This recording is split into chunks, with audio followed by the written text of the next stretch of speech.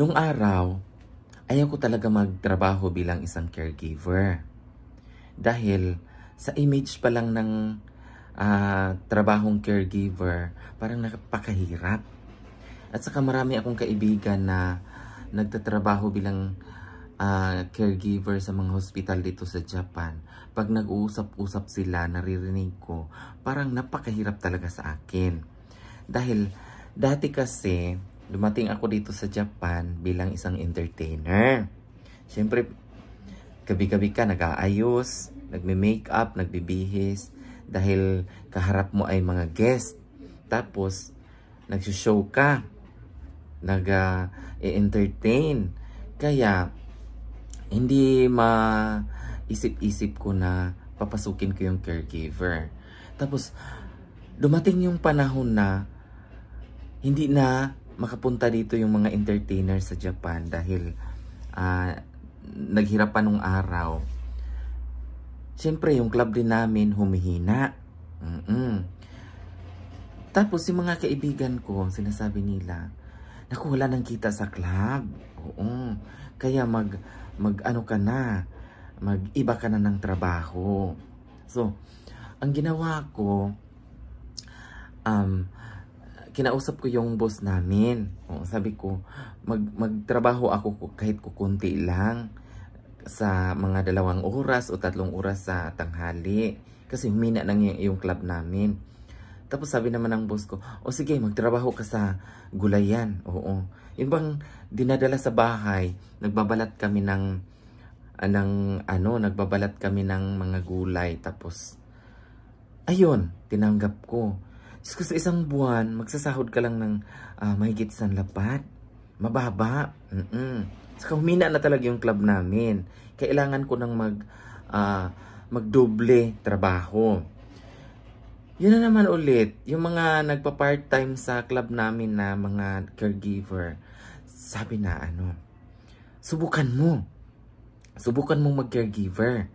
Kasi mataas ang sahuran pag caregiver. Oo. Ito namang kasamahan ko sa club na may asawang Hapon. Sabi niya, papakilala kita doon sa pinapasukan ko. Yun nga lang, sa una, mahirapan ka kasi nga, hindi ka pa pwedeng humawak kaagad ng mga pasyente dahil wala ka pang lisensya. Oo, sabi niya, iyan na. Napagdesisyonan ko ng mag-caregiver. Kasi nga, ang hina nga nung maliit lang yung sahod nung pangalawa kong trabaho. Pero, nagki-caregiver ako sa tanghali, hindi ko iniwan yung pagiging entertainer. No? Yun na. Dinalan niya ako doon sa sa kumpanya. Oo. Pinakilala niya ako doon, ni-recommend ako na mag-caregiver. Sabi naman ng may-ari, ano bang gusto mong oras? Sabi ko, wala man akong experience at wala din akong lisensya. Kaya maiksing oras muna. Kaya ang pinili ko, 9 to 1. 9 ng umaga hanggang 1 o'clock ng tanghali. So, 4 na oras. 9, 10, 11, 12, 1. 4 na oras. Tapos, ang isang oras nun, wala pang 1,000 yen per ora eh. Mura lang, alam ko, nasa 860 yen. Yan, hindi ako nagkakamali. 860 yen per hour. At sa kanong araw, mataas ang palitan ng yen. Oo. Nasa mga 50 plus ang palitan. Oo, hindi katulad ng ngayon bumaba. Ngayon, unang araw ko, kinakabahan ako kasi nga, Diyos ko, panibagong hamon sa buhay ito. Kasi nga, hindi naman ako maarte. Kaya lang, ang iniisip ko lang, baka hindi ko magampanan yung trabaho ko. Kasi mahirap nga daw ang caregiver. Ang iniisip ko kasi yung mabaho, yung dumi. Oo, baka hindi ko kakayanin. Sabi naman ng kasamahan, nung nagdala sa akin, nag-recommend sa akin, kung hindi mo kaya, hindi, tumigil ka. Siyempre, ako naman, warrior. Oo. Kahit mag-struggle, basta kikita ng pera. Ngayon, unang araw, binigyan ako ng uniforme. Yan. Tapos ngayon, ayun na. Sinama na ako, may nag-guide sa akin. Sinama na ako sa loob. Nagmi-meeting na. Tapos, ang una ko talagang narinig doon sa meeting, kasi may mga 10 minutes meeting, magsasalitan yung panggabi at yung pang-araw. Yung panggabi, siyempre sasabihin nila yung anong nangyari ng gabi na yun. Sabi pa naman nung panggabi na Haponesa, ni-report niya na may isa daw alaga na hindi daw tumigil sa kakatae. Parang nagtae ba? Oo. Hindi tumigil sa kakatae kung ilang beses nilang pinalitan ng diaper. Kaya sabi ko, ayun na. Diyos ko, pagdurusa na ito. Yan yung sinasabi niya. Sabi nung kaya palagi niyong i-check. Baka tatagas daw. Tapos ngayon na. Yan, maraming pinagmimitingan na hindi ko gaanong kabisado. Oo. Ngayon, natapos na yung meeting. Oo, umpisa na. Oo, salita na. Umalis na yung panggabi. Kami na yung pumalit. Hindi. Sabi nung guide ko, ngayon kasi unang araw mo pa lang, titingin ka lang muna at isusulat mo yung mga tinuturo ko sa'yo. Pero, kahit paman, galaw-galaw ka rin minsan para hindi mo makalimutan yung tinuturo ko sa'yo. Ang unang ginagawa namin ay mag-hygiene agad. Yun pala yun. Pinakaunang gawin, kasi, di ba, pinakain na nila lahat-lahat ng almusal. Ngayon, ang ginawa namin, magpapalit ng una, magtututbrush. Pinagtututbrush namin. Pagkatapos, papalitan ng pajama. Tapos, papalitan ng diaper. Oo. Sabi ko, gumaganyan ako. Tapos, sabi ko, Diyos ko, ayun, tayo na yun. Tapos, nung una kong nakikita, babae. Yung babaeng pasyente. Sabi ganito, makalumang makalumang style. Kasi ilang taon na rin ilang taon nang nakaraan. Makalumang style, ibig sabihin sa makalumang style, yung pasador, basta tela. Tela yung ginaganon doon sa likod, ginaganyan. Tela yung ginagamit, tapos may pad sa ilalim na nakatapal. Tapos tinitingnan ko yung mga nakita ko yung ari. Oo, di ba? Tapos yun, nakita ko may tae na. Diyos ko, ito na. Ito na. Umaalingasan na. Yung umaamoy na. Sabi ko, ganyan. Sabi ko, ito na. Ito na yung pinakaayaw ko. Siyempre, nung una, makikimasid ka, nagtatrabaho ka, binabayaran ka, huwag kang magmamaarte, di ba? Unang araw mo, unang oras ng trabaho mo, bayad ka doon. Kaya huwag magmaarte. Ang ginawa ko, ganyan. Tinitiis. Oo. Tapos ngayon, ganito daw, ganito, ganyan yung pag-process ng paglilinis. Tinuturo yung step by step. O tinitingnan ko talagang mabuti. Kung kakayanin ko ito, itutuloy ko at gagawin ko yung tinuturo nila. Kung hindi ko kakayanin, siyempre titigil, di ba? Maghanap ng ibang trabaho. Ayun na. Natapos na yung isang babae na matanda na namin, hinayjin namin. Lipat na naman sa iba. Lipat na ibang, yung ibang higaan. Tapos, yung parang group home, ang tinatawag doon, sama-sama sila ba? Kurtina lang yung, kurtina lang yung pagitan. Tapos ngayon, next na naman. Diyos ko, nakita ko yung, yung sinasabi ng meeting na nagtatai. Talagang, hanggang pusod yung kalat na kalat talaga, malambot yung dumi niya. At saka napakabaho talaga. Sabi ko, Lord, ito na yung ito na talaga yung pinakaayaw ko. Grabe.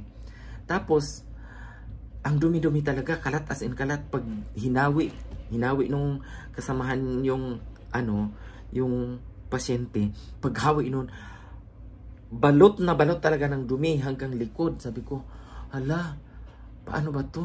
Kaya ko ba kaya to? Tapos yung pinupunasan mo na, tinatanggal mo na yung dumi. Pagkatapos tanggalan, hugasan. Yan, hugasan. Tapos pagkatapos nun, malinis na, papalitan ng bagong diaper. Sabi ko, sa ano ko yung amoy talaga parang umaano yung sikmura ko nung una. Sabi ko, kinaya nila. Bakit hindi ko kakayanin? Sabi ko, gusto ko magtrabaho. Ano bang pinag-aarte ko? Yung iba talaga, pag first time tumitigil. Oo. Talagang kung ayaw nila, hindi mo talaga mapipilit kasi yun yung pakiramdam nila eh. Ako talaga nung una, tapos ngayon na, natapos na yung hygiene. Tapos ngayon, maghahanda na ng kasi papaliguan na daw nila. Hindi pa ako pumapasok sa paliguan noon. O yun, pinapaupo nila yung nakaschedule ng paligo. Hindi araw-araw pinapaliguan yun eh, bawat isa sa kanila. Nakaschedule ng paligo. Tapos, yung iba, yung pinapaliguan, papaupuin doon sa wheelchair o sa stretcher kung bedridden, dadalhin doon sa paliguan, isa-isa, pinipila. Sorry. Tapos ngayon, ayun na fast forward tayo. Tapos na yung paliguan kasi hindi ko alam yung nangyayari sa loob kung paano nila pinapaliguan. Kasi nasa labas pa ako. Ngayon, ayun na. Tanghalian na. Oo. Inaano yung proseso ng pananghalian. Tapos yung mga bedridden na hindi na kumakain, siniswero. Kumbaga hindi nadaan dito sa ilong yung mga hose or dito sa liig o sa tiyan. Kaya iba na yung maglalagay ng parang liquid yung pinapakain sa kanila. Oo. Mga nurse ang gumagawa nun at saka yung mga may lisensya para sa mga mga ganong klaseng pagpapakain. Yun, pinagmasdan ko. Sinasabi nung nagga-guide sa akin, ito yung mga hindi na kumakain ng kanin, tapos ginaganyan, sa swero pinapadaan. Tapos ngayon, dinala niya ako sa dining. Ito yon pinapakain. Ikaw, hindi ka pa pwede magsubo kasi bago ka at wala ka pang lisensya. Kung anong mangyari, sasagutin mo. Kaya, dito ka muna. Titingin ka muna sa mga gawain dito para hanggang matuto ka. Tapos ngayon, ayun na, pinapakain. Sinusubuan yung mga dapat subuan. Oo. Tapos, yung iba naman kumakain ng sarili nila, talagang kahit dahan-dahan, tinatapos sa 1 oras yung pagsusubo nila. Oo. Tapos ngayon, sinasadya yata ako doon sa, yung nagtuturo sa akin, dinadala ako doon sa mahirap na alaga. Tapos, ganito papainom, ganito, papainom. Sus! Nung pinainom ng tea, ganyan, tumingin sa akin. Yun pala may parang, may something sa utak, yung stress yata. Tapos ngayon, pinapainom ng tea, ng bubuga, ganyan, binuga yung tea. At sa harap ko pa binuga. Buti na lang, distansya ako kunti, hindi umabot. Sabi nung nag-train sa akin, ito ang tandaan mo. May mga case by case, may mga alaga na ganito ang ugali na dapat mong tandaan at dapat mong iwasan na ikaw ay mabasa dahil nang bubugayan. Hindi ko sinabi sa'yo pero medyo malayo ka man at alam ko ang mangyayari, sabi niya. Nang bubuga ito ng kung anong ilalagay mo sa bibig. Kaya tandaan mo at umiwas ka. Diba? At saka hindi mo naman talaga kailangang magalit kasi nila yan. Yan yung kalagayan nila. Tapos ngayon, ayun na, natapos na yung kasi kainan. Tapos na. At saka, yung mga staff, dahil hindi ako mananghalian kasi 4 hours lang ako. Yung mga staff, kakain na sila. Oo. At saka salitan, may maiiwan doon. Yung mga malalakas pa na iba doon, hindi ako pwedeng iiwan doon. Kasi nga, hindi ko pa alam kung anong mangyayari. Tatayo o matapilok yung mga matanda. Hindi ko pa alam. Kaya nilagay ako doon sa nilagay ako doon sa nag-guide ko doon sa mga bedridden na walang hindi na umiimik, kumbaga parang natutulog o humihinga lang, humihinga tapos bumuka yung mata, 'di ba? Parang mga ganun. Nilalagay siyam yun sila, siyam yung basta alam ko siyam yung isang set doon na isang malaking kwarto kasi group home nga yun. Tapos ngayon, sabi nung na-guide sa akin, mananghalian ako, magre-rest ako ng isang oras kasi alas 12 na, ikaw out ka ng isang oras. Hindi ko i-consume yung isang oras, babalik ako agad, pero ikaw ang maiiwan dito. Ang gawin mo, magmasid ka lang, titingnan mo lang sila kung ano ang mangyayari dyan. Halimbawa, nahirapang huminga o kaya tingin mo kailangan tulungan. Tumawag ka, mag-doorbell ka dito, may mga nurse call ba? Yung mag-doorbell. Parang doorbell, pero hindi siya doorbell. Ano bang tawag yan? Nurse call ang tawag sa amin. Pipindutin mo para darating yung nurse. Halimbawa, nag-alabado na yung pasyente, yung nahirapang huminga. Kaya tawagin mo, pipindutin mo at darating. Ayun na, umalis na siya. Sabi ko, sige, oo. Alam, doon ako, kahit araw na, tirik ang araw, doon ko unang-una, naaawa ako. Nung pinagmasdan ko na sila, parang may takot ako ba? Naramdaman ko yung takot. Anytime kapag namatay ito sila, siyempre, ma-witness mo yung kamatayan nila. Parang nakakatakot yata. At saka, habang nagmamasid ako sa kanila, kasi wala yung leader, yung sa akin, nag-assist, nagtuturo, nagkumakain. Kaya ako, ang ginawa ko, binubuklat ko yung sinusulat ko lahat yung tinitingnan ko. Ito, mula una hanggang doon sa oras na yon, tinitingnan ko. Kung ba, nire-recall ko ba para hindi ko makalimutan. Sabi ko, babalik ako bukas. Kasi nga, hindi naman ako humihipo ng tayo. Yun nga lang, naaamoy mo. Kung pahipuin nila ako, kung kaya man nila, kakayanin ko, may nagtuturo naman di ba? May nagtuturo naman. At saka, sayang naman, kikita ka 4 na oras per ora yun, 860 yen. Oo. Sa panahon na yun, 50 ang 50.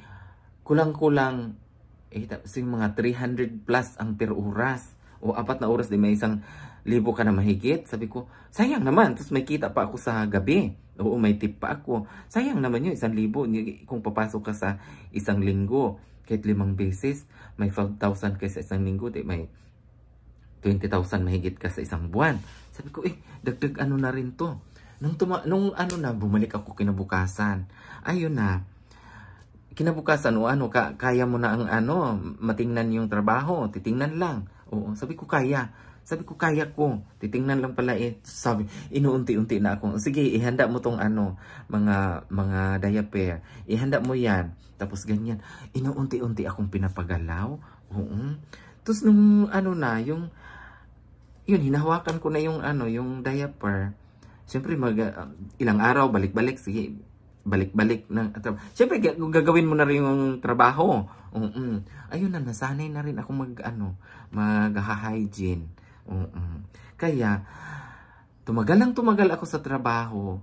Wala pang 1 buwan. O 2 linggo yata noon. Sabi ko, mag-whole day na ako. Sabi ko gano'n. Ako. Pag nag-whole day ka, tataas yung sahod mo.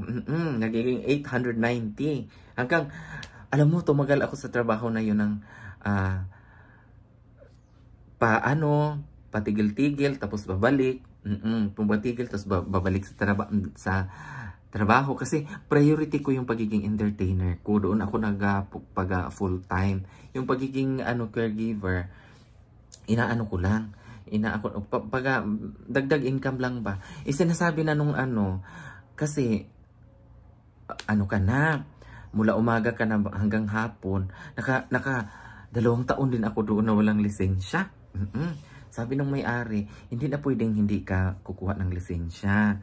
Kasi, ang Department of Health nila, mag-check at walang lisensya. Hindi daw pwede. Kaya ang ginawa ko, kumuha ko ng lisensya.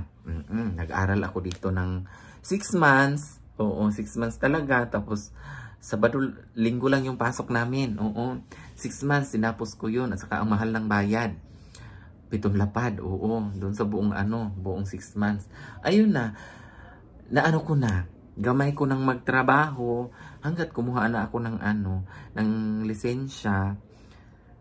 Ayun na, tumigil ako doon sa trabaho na yun. At napunta sa iba't ibang hospital, sa iba't ibang nursing home. At saka, napunta dito kasi syempre mamimili na tayo ng malaking sweldo. Ayun, ngayon, naka 15 years in service bilang isang caregiver. Oh, 'di ba? Oo, medyo matagal-tagal na rin. Oo. At sa susunod,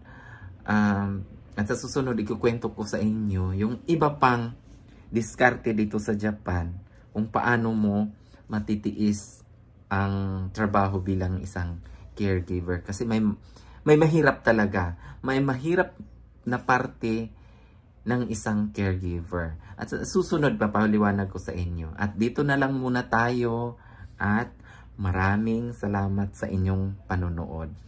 Bye!